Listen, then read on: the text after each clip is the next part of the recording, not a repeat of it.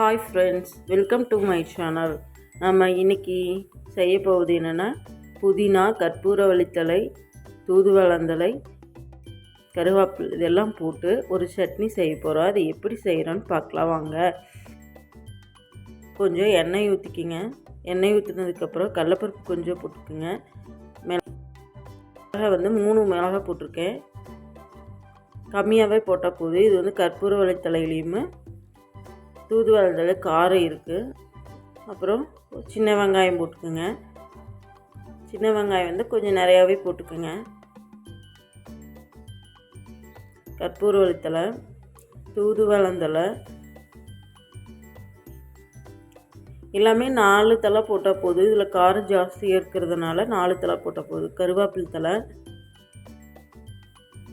புதினா தழை ஒரு கைப்பிடி அளவு, இது எல்லாம் போட்டு புதினா தழை போட்டு நல்லா வணக்கிக்கிங்க. பச்சை வாசம் போகிற வரைக்கும் நல்லா வணக்கிட்டு தேங்காய் போட்டுக்கலாம். 1 கப்பு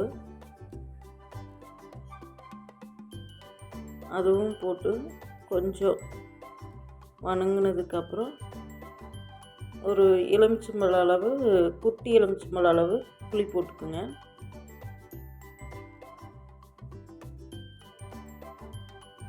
புளி போட்டுட்டு நல்லா திருப்பிட்டு ஆஃப் பண்ணி ஆற வச்சிடலாம். அதே மிக்ஸி ஜாரில் போட்டுட்டு கொஞ்சம் தண்ணி, கொஞ்சம் உப்பு போட்டு நம்ம மிக்ஸியில் போட்டு அடிச்சுட்டு வந்துடலாம். அடிச்சுட்டு வந்தாச்சு. நீங்கள் இது இட்லி, தோசை இதுக்கெல்லாம் போட்டு சாப்பிட்டா சாப்பாட்டுக்கு நல்லாயிருக்கு. நீங்கள் வேணால் டேஸ்ட் பண்ணி பாருங்கள்.